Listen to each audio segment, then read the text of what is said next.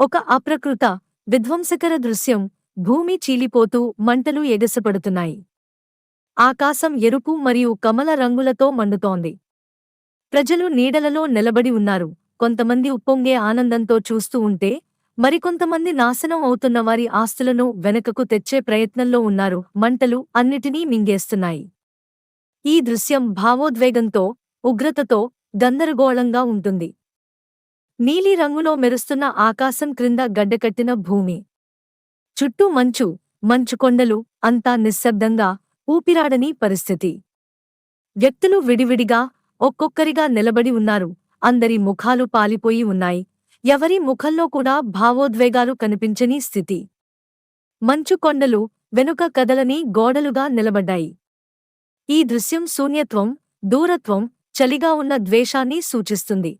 భూమి రెండు భాగాలుగా విడిపోతూ కనిపించే దృశ్యం. ఒక వైపు అగ్ని, మరొక వైపు మంచు.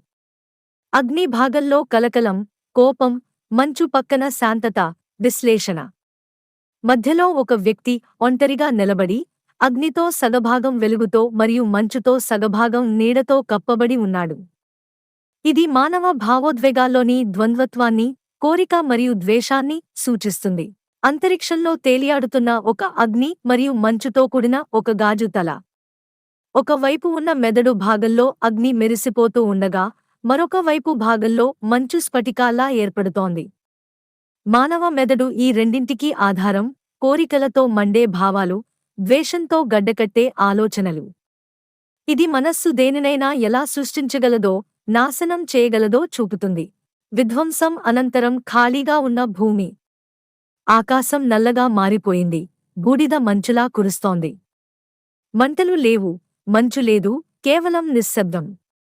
ఒక ఒంటరి వ్యక్తి కొండమీద కూర్చొని దూరాన్ని చూస్తున్నాడు. అతడి వెనుక అగ్ని మరియు మంచు ప్రతిబింబాలుగా కనిపిస్తున్నాయి, జ్ఞాపకంగా. ఈ దృశ్యం మనం చేసిన నాశనం గురించి ఆలోచనకు నాంది ఇస్తుంది.